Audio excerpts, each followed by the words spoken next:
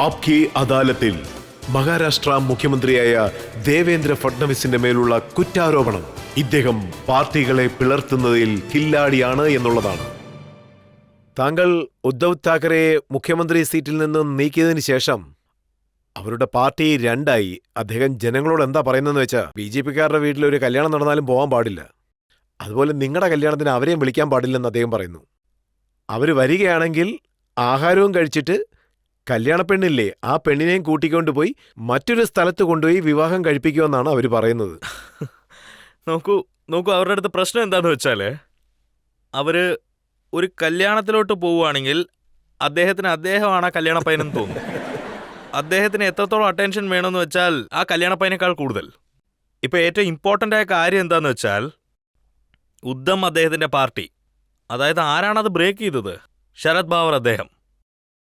1992 ശിവസേനയുടെ തലവൻ ബാലാസാഹിബ് താക്കറെ ആയിരുന്നു അന്ന് ഭരണത്തിലുണ്ടായിരുന്നത്.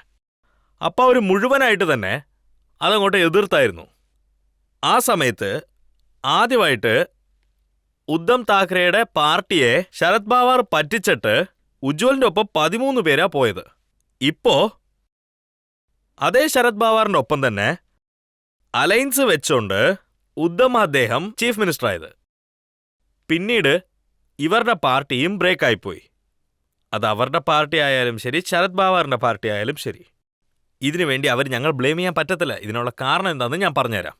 ഇപ്പൊ ഏക്നാഥ് ഷിൻഡെ അദ്ദേഹം ഈ കട്ടർ ബാലാസാബ് താക്കറെയുടെ ശിവസേന കട്ടർ പാർട്ടിന്ന് ഒരിക്കലും പുറത്തു വരത്തേയില്ല.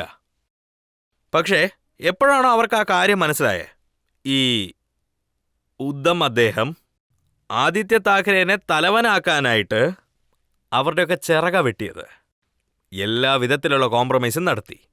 പിന്നീട് അദ്ദേഹം ഏത് സ്ഥാനത്തിന്റെ മന്ത്രിയായിരുന്നു ആ സ്ഥലം പോലും ആദിത്യ താക്കറെ എടുക്കുക. അപ്പൊ അവർക്ക് എന്താ തോന്നിയെന്ന് വെച്ചാൽ ഞങ്ങളുടെ ഐഡിയോളജി വിട്ടുകൊടുത്തു, ബാലാസാഹിബിന്റെ ഹിന്ദുത്വത്തിനെ കുറിച്ച് പറയാൻ പറ്റത്തില്ല, അതൊരടി. മറ്റൊരു ഭാഗത്ത് ആ ചിറകെല്ലാം വെട്ടിക്കൊണ്ടിരിക്കുക. ഈ കാര്യങ്ങൾ അറിഞ്ഞതും ഒരു പക്ഷേ അവർ ആക്ട് ചെയ്തില്ലെങ്കിൽ അവരുടെ രാഷ്ട്രീയ ഭരണം തന്നെ തീർന്നു പോകും ചിലപ്പോൾ. ഇപ്പൊ അവർ എല്ലാവരും കൂടെ ചേർന്ന് പുറത്തു വരുവാണ്. അപ്പൊ ഇതാണ് അവരുടെ ലക്ഷ്യം. ഇത് തന്നെയാണ് NCP-യിലും സംഭവിച്ചതെന്ന്. NCP-യിൽ ഇത്രയും വർഷത്തില് ശരത് പവാറിന്റെ അടുത്ത തലമുറയായിട്ട് അജിത് പവാറിനെ ആയിരുന്നു കണ്ടോണ്ടിരുന്നത്. പക്ഷെ കഴിഞ്ഞ ചില വർഷമായിട്ട് പ്രിയ അദ്ദേഹത്തിനെ പുഷ് ചെയ്തു. ഇല്ല, സുപ്രിയ അദ്ദേഹത്തിനെ ഒരു അടുത്ത തലമുറയായി കാണിച്ചു. പിന്നെ പതിയെ ഓരോ കേസിലും അജിത് പവാറിനെ വില്ലനായിട്ട് കാണിച്ചു. എങ്കിലും എൻ്റെ ഒപ്പം അജിത് പവാർ എന്താണോ ഞങ്ങൾ 80 മണിക്കൂറിന് വേണ്ടി എടുത്തത്, അത് ഫുള്ളി ശരത് പവാർ അദ്ദേഹം ഇനിഷ്യേറ്റ് ചെയ്തു. അജിത് പവാറിനെ മുന്നിലോട്ട് തള്ളി പുറകിൽ നിന്ന് കസേര വലിച്ചെടുത്ത്. ഇതുപോലെ തന്നെ എപ്പോഴാണോ ശരത് പവാർ അദ്ദേഹം ഇപ്പം ഇടയ്ക്ക് രാജിവെച്ച് പോകാൻ തുടങ്ങിയല്ലോ, അപ്പം തന്നെ അത് തീരുമാനമായി ഇദ്ദേഹം രാജിനാമ ചെയ്തേക്കും, അവരുടെ രണ്ടുപേരുടെ കയ്യിലോട്ട് ഇത് എടുത്തു കൊടുക്കുമെന്ന്. അതുകൊണ്ടാണ് അജിത് പവാർ മുന്നോട്ട് വന്നത്. പിന്നെ അദ്ദേഹത്തിന്റെ രാജകത്ത് വാപ്പസ് എടുത്ത് അജിത് പവാറിനെ അവർ വില്ലനുമാക്കി. സോ ഒരു വിധത്തില് അജിത് പവാർ അദ്ദേഹത്തിന് ഇത് മനസ്സിലായിട്ടുണ്ട്. അതായത് ഇതിന് മേലെ അദ്ദേഹത്തിന്റെ രാഷ്ട്രീയം അവിടെ വർക്കൗട്ട് ആവത്തില്ല, തീർന്നേക്കും അത്. സോ ഇതുപോലെ പതിയെ അവർ വില്ലനായിട്ട് ആക്കിക്കൊണ്ടിരിക്കുമ്പോൾ അവരെ കൊണ്ട് പാർട്ടിയിൽ ഇരിക്കാൻ പറ്റത്തില്ല. ആ ഒരു സമയത്താണ് അദ്ദേഹം പുറത്തു വന്നത്, ഇതുപോലെ ഒരു പാർട്ടി ഉണ്ടെന്നും പറഞ്ഞ്. ഇവർക്ക് അകത്തുള്ള ഒരു ലക്ഷ്യമാണ് അതിന്റെ കാരണം. നോക്കൂ സർ, ഉദ്ധവ് താക്കറെ മുഖ്യമന്ത്രിയാണ്. എല്ലാ മിഷണറീസും പോലീസ്, ഇന്റലിജൻസ് എല്ലാത്തിന്റെ നിയന്ത്രണം അദ്ദേഹത്തിനാണ്. എന്നിട്ട് പോലും അവരുടെ MLA-മാരെ അടിച്ചു മാറ്റിയാണെന്ന് പറഞ്ഞ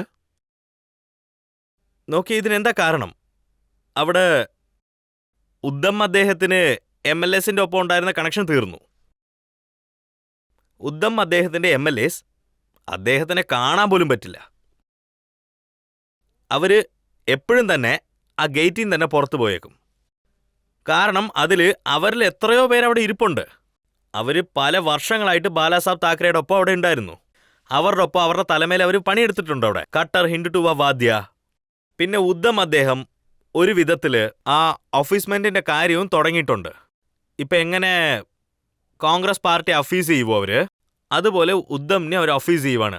അവരവിടെ സഫക്കേറ്റ് ആവുകയാണ്. അവർക്കത് അറിയുന്നില്ല. അതായത് അടുത്ത തെരഞ്ഞെടുപ്പിൽ അവർ ജനങ്ങളുടെ അടുത്ത് എന്താണ് കൊണ്ടുപോകാൻ പോകുന്നതെന്ന്. അവരെല്ലാവരും ഈ ഒരു സഫക്കേഷനിലായിരുന്നു ഉണ്ടായിരുന്നത്. പിന്നീട് ഈ ഉദ്ധം അദ്ദേഹം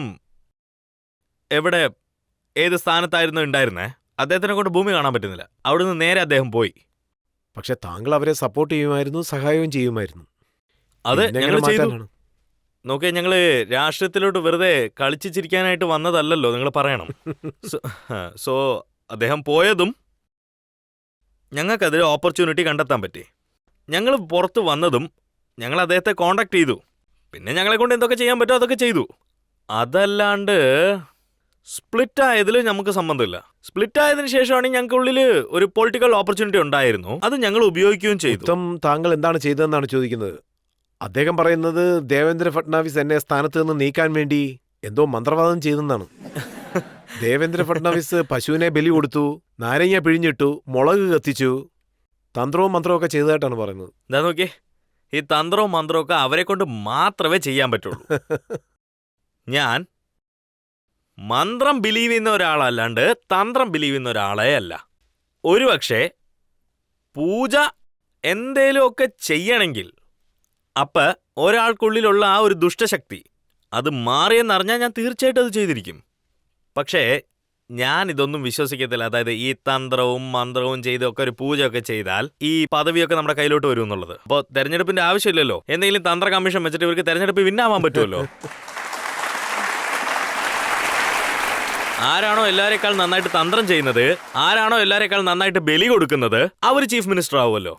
പക്ഷേ ഇത് സത്യമല്ലേ? എല്ലാ MLA-മാരെയും ആസാമിലേക്ക് കൂട്ടിക്കൊണ്ടുപോയി, അവിടെ കാമേക്യ ദേവിയുടെ അമ്പലത്തിൽ കൂട്ടിക്കൊണ്ടുപോയി, അവിടെ വെച്ച് സത്യം ചെയ്യിപ്പിച്ചു. രക്തത്തിൽ തിലകം ചാർത്തി ആരും പോകാൻ പാടില്ലെന്നും പറഞ്ഞു. ഇതൊക്കെ വെറുതെ റൂമേഴ്സാ. ഞങ്ങൾ അസാമിലോട്ട് പോയതാ, ദൈവത്തിനെയും പ്രാർത്ഥിച്ചതാ. പിന്നെ ഈ അസാമിലോട്ട് പോകുമ്പോൾ കാമാക്കിയുടെ അമ്പലത്തിലോട്ട് പോകാനായിട്ട് എല്ലാവർക്കും ആഗ്രഹം ഉണ്ടാവും. ഞങ്ങളും പോയി. അത് MLAs ഒക്കെ പോയെന്ന് പറയുന്നത് സത്യം തന്നെയാണ്. എല്ലാരും പോയതാണ്. നോക്കൂ, എല്ലാം ക്യാമറയിൽ റെക്കോർഡറുമാണ്. അമ്പലത്തിനകത്തോട്ട് പോയത്, സ്വാമിയെ പ്രാർത്ഥിച്ചതും പുറത്തു വന്നതും, എവിടെയാണ് രക്തമുള്ളത്, എവിടെയാണ് രക്തത്തിളകമുള്ളത്, ഇങ്ങനെ പറഞ്ഞല്ല. ഇതൊക്കെ ഒരു കഥയാണ് പറഞ്ഞുണ്ടാക്കിയത്. ഈ കാമാക്കി അമ്പലത്തിൽ പോയി ദർശനം ചെയ്തതൊക്കെ സത്യമാണ്. പക്ഷെ ആരും ആ രക്തത്തിലകം അണിഞ്ഞിട്ടേ ഇല്ല. പക്ഷേ ഈ കാര്യം സത്യമാണ്. അവരെയൊക്കെ കണ്ട് പലരും ഇവിടെ രക്തക്കണ്ണീര് വടിച്ചുകൊണ്ടിരുന്നതാ. ഇത് സത്യമാണോ? ദേവേന്ദ്ര ഫട്നാവിസ് ഒരു കറുത്ത കോട്ടിട്ടുകൊണ്ട് കറുത്ത കണ്ണാടി വെച്ചുകൊണ്ട് ഒരു ഷെർലക്കിനെ പോലെ ചുറ്റിത്തിരിയാറുണ്ടെന്ന്.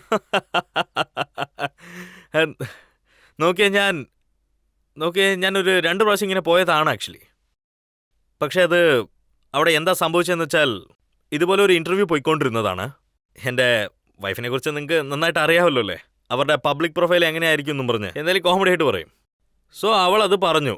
അവൾ എന്താ പറഞ്ഞതെന്ന് വെച്ചാൽ, അദ്ദേഹം എങ്ങോട്ടാ പോകുന്നത് എനിക്കും അറിയത്തില്ല, എന്തോ കറുത്ത ഡ്രസ്സൊക്കെ ഇട്ട് പോയി എന്ന് പറഞ്ഞ് അവളും പറഞ്ഞു. അതും ഫേമസ് ആയി. ദേവേന്ദ്ര ലോങ് കോട്ട് ഇട്ടിട്ട് പോയെന്ന്. ഉത്തം താക്കറെ എന്താ പറയുന്നതെന്ന് വെച്ചാ, ദേഷ്യമൊന്നുമില്ല, ഏക്നാഥ് ഷിൻഡെ ദേവേന്ദ്ര ഫട്നാവിസിന്റെ അടുത്തുനിന്നും അമിത്ഷായുടെ അടുത്തുനിന്നും BJPയുടെ അടുത്തുനിന്നും പണം വാങ്ങിയതായിട്ടാണ് പറയുന്നത്. ഓരോ MLAയ്ക്കും 50 ലക്ഷം രൂപ ചെലവായെന്നും പറയുന്നു. ഉദ്ധം അദ്ദേഹം എത്രത്തോളം ഫ്രസ്ട്രേറ്റഡ് ആണെങ്കിൽ അദ്ദേഹത്തിന് ദിവസവും ഒരു കഥ ഓർമ്മയിൽ വരും, ദിവസവും ഒരു പുതിയ സ്വപ്നം വരും, ദിവസവും ഓരോ കാരണം പറയും. ഉദ്ധം അദ്ദേഹം ഈ കാര്യം അക്നോളജ് ചെയ്യാൻ ആഗ്രഹിക്കുന്നില്ല. അദ്ദേഹത്തിന്റെ MLAസുമായിട്ട് അവർക്ക് കണക്റ്റഡ് അല്ല എന്നുള്ള കാര്യം. അല്ലെങ്കിൽ നിങ്ങളൊരു കാര്യം പറയണം, ഉദ്ധം അദ്ദേഹത്തിൻ്റെ അടുത്ത് പൈസയ്ക്ക് വല്ല പ്രശ്നമുണ്ടോ? ഇത് പൈസ സംബന്ധപ്പെട്ടൊരു കാര്യമല്ല. എല്ലാ ജനങ്ങളും അവിടെ സിറ്റുവേഷൻ എങ്ങനെയാണോ മാറിയത് അതിനേറ്റ പോലെ തന്നെ അവർ മാറി. ഇതുകൊണ്ടാണ് രാഷ്ട്രീയത്തിൽ ആരും അത്ര തന്നെ ഇങ്ങനെ റിസ്ക് എടുക്കത്തില്ല. കാരണം നിങ്ങളിങ്ങനെ എത്രത്തോളം കോടി കൊടുത്താലും അപ്പോഴും ഒരുപക്ഷെ ഒരു സ്റ്റെപ്പ് എടുക്കുന്ന സമയത്ത് ഫെയിലിയർ ആയിപ്പോയാൽ പൊളിറ്റിക്കൽ കരിയർ തന്നെ ടോട്ടലി ഫെയിലായി പോയേക്കും. പക്ഷേ ഇവർ എല്ലാവരും തന്നെ ഒരുമിച്ചിട്ടുണ്ട്. സത്യം പറയണേൽ ഇവരെല്ലാവരും കൂടെ ഒരു ഇമ്പോർട്ടൻ്റ് ആയ കാര്യം എന്താന്ന് വെച്ചാൽ, ഈ വിധാൻസഭയുടെ എലക്ഷൻ നടക്കുന്ന സമയത്ത്, അതായത് ആ തെരഞ്ഞെടുപ്പിന്റെ സമയത്ത് എല്ലാവർക്കും ആർക്ക് വോട്ടിടണമെന്ന് പറയും, ഓരോരുത്തരെ അകത്ത് വിളിച്ച്. പിന്നെ ആ കൂട്ടത്തിൻ്റെയൊക്കെ നേതാവ് ഏക്നാഥ് ഷിൻഡെ അദ്ദേഹത്തിനെ പുറത്തിരിക്കാൻ പറഞ്ഞു. അകത്ത് കൺസൾട്ടന്റിന്റെ ആൾ വേറെ ആരോ ഇരിപ്പുണ്ട്. അദ്ദേഹം എങ്ങനെയാ വോട്ട് ചെയ്യണമെന്ന് പറഞ്ഞു കൊടുക്കുവാണ്. ആ സമയത്ത് എനിക്ക് എന്താ തോന്നുന്നത് വെച്ചാൽ, അപ്പ സംഭവിച്ച ആ നാണക്കേട് അന്ന് തന്നെ ഷിൻഡെ അദ്ദേഹം തീരുമാനിച്ചു കഴിഞ്ഞു. വോട്ടിങ്ങും കഴിഞ്ഞ സമയത്ത് എല്ലാവരുടെ അടുത്ത് ഇത് കാണിച്ച് ഇതെന്താണെന്നാണ് ചോദിച്ചത് അദ്ദേഹം. എന്തിനാ ഇങ്ങനെ നാണം കെടുത്തുന്നത്? എന്റെ മേത്ത് നിങ്ങൾക്ക് ഒട്ടും തന്നെ വിശ്വാസമില്ലേ? ആരോ ഒരു കൺസൾട്ടന്റിനെ പിടിച്ച് അകത്തിരുത്തിയേക്കുന്നത്. പിന്നെ റൂൾസ് പ്രകാരം നോക്കുവാണെങ്കിൽ ആരാണോ ആ കൂട്ടത്തിന്റെയൊക്കെ നേതാവ്, ആ നേതാവാണ് അവിടെ അകത്ത് കയറി ഇരിക്കേണ്ടത്. എന്നെ പുറത്തിരുത്തിയിട്ട് ഒരു 24-25 വയസ്സുള്ള പയ്യനെ അകത്ത് കയറ്റി ഇരുത്തിയേക്കുവാ. അദ്ദേഹത്തിന് എന്താ തോന്നിയെന്ന് വെച്ചാൽ എന്റെ മേത്ത് ഒട്ടും തന്നെ വിശ്വാസമില്ലെങ്കിൽ പിന്നെ എന്തിനാ എന്നെ വിളിച്ചത്? അദ്ദേഹം അപ്പൊ തന്നെ പുറത്തുപോയി. ഏക്നാഥ് ഷിൻഡെ താങ്കളെ എപ്പോഴാണ് കോണ്ടാക്ട് ചെയ്തത്? ഏക്നാഥ് ഷിൻഡെ മഹാരാഷ്ട്രയുടെ ബോർഡറിൽ നിന്ന് പുറത്തു പോയപ്പോൾ ഉടനെ തന്നെ എന്നെ കോൺടാക്ട് ചെയ്തിരുന്നു. അദ്ദേഹം എന്താ പറഞ്ഞതെന്ന് വെച്ചാൽ, വിഷമിക്കണ്ട, ഞാൻ ഇറങ്ങിക്കഴിഞ്ഞു. വിഷമിക്കണ്ട, ഞാൻ ഇറങ്ങിക്കഴിഞ്ഞുന്നേ. പിന്നെ അദ്ദേഹം പോയോ? അതെ, അദ്ദേഹം പോയി. ഇവിടെ നോക്കിയാണെങ്കിൽ അദ്ദേഹം പോയി, ഘോഷയാത്ര തുടങ്ങാൻ പോയാണ്, കുതിര എത്തിക്കഴിഞ്ഞു, കുതിരയ്ക്ക് ആഹാരവും കൊടുത്തു. കല്യാണപ്പയ്യനായ ദേവേന്ദ്ര ഫഡ്നാവിസ് ഇരിക്കേണ്ട സ്ഥലത്ത് ഷിൻഡെ ഇരുന്നെന്നാണ് പറയുന്നത്.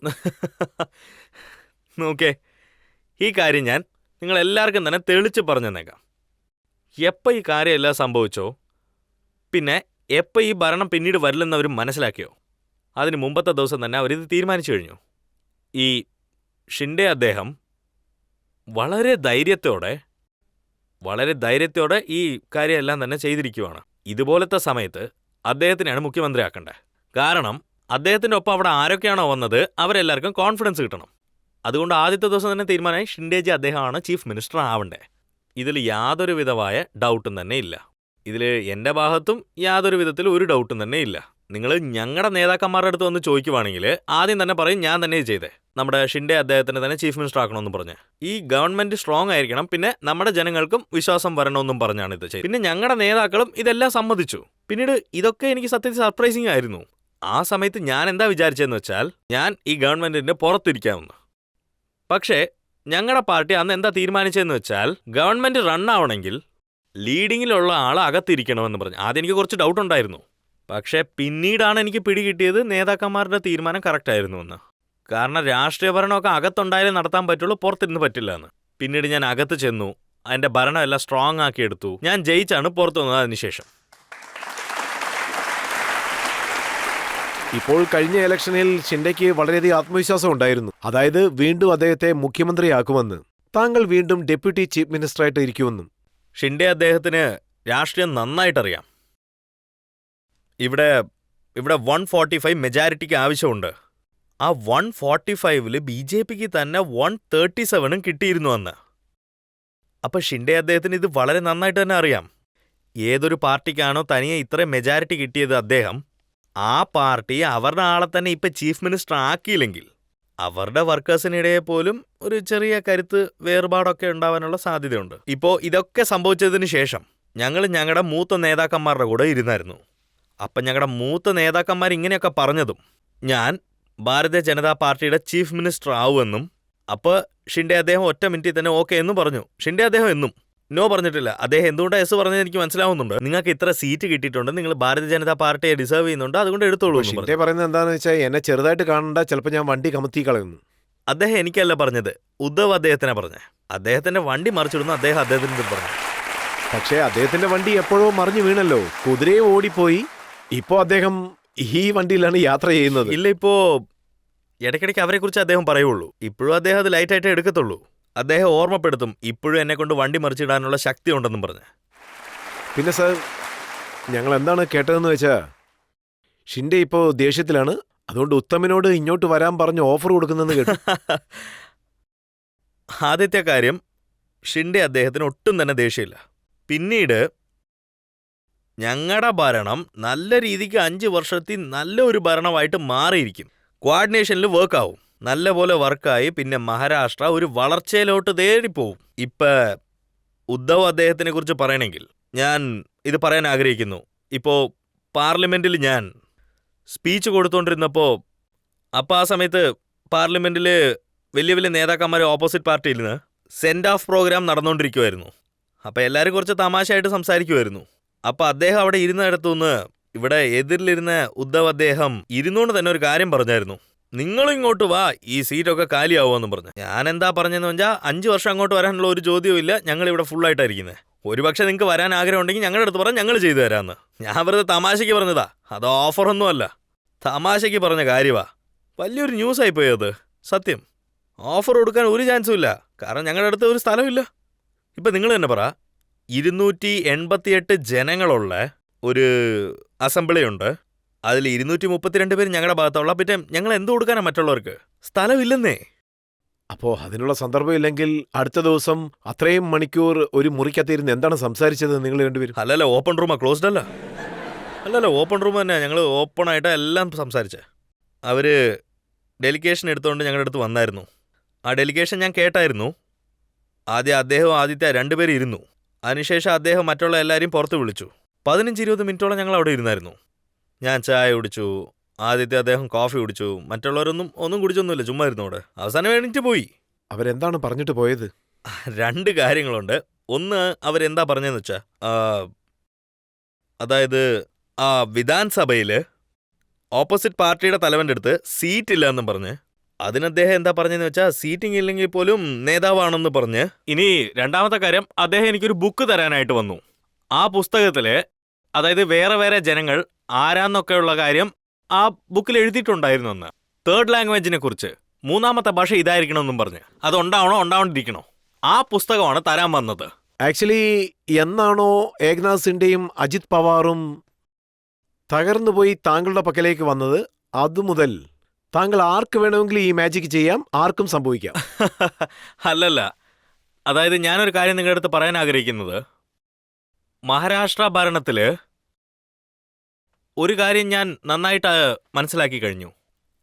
ഓപ്പോസിഷൻ ജനങ്ങളെന്റെ ഒരു വിധത്തിലുള്ള എന്റെ ശത്രുക്കളല്ലാണ്ട് എന്റെ ഡയറക്റ്റ് ആയിട്ടുള്ള ശത്രുക്കളെ അല്ല. സംസാര രീതിയായിട്ടുള്ള എല്ലാത്തിലും ഡയറക്റ്റ് അണ്ടർസ്റ്റാൻഡിങ് നന്നായിട്ട് തന്നെ ഉണ്ട്. പക്ഷേ അതിനു വേണ്ടി ഇത് അർത്ഥമല്ല, അതായത് പാർട്ടികൾ മാറുമെന്നും പറഞ്ഞ് ഇപ്പൊ ഇങ്ങനെ ഉണ്ടാവുള്ളൂ, ഈ കോമ്പിനേഷൻ ഉണ്ടാവുള്ളൂ, ഒരു മാറ്റവും വരില്ല അതിൽ. പിന്നെ ഇങ്ങനൊന്നും ഒരിക്കലും സംഭവിക്കില്ലല്ലോ. അതായത് ഷിൻഡയ്ക്ക് എന്തെങ്കിലും വയറുവേദന വന്ന് അദ്ദേഹം ട്രീറ്റ്മെന്റിന് വേണ്ടി താനയിലേക്കോ വല്ലതും പോകുമെന്നുള്ളത്.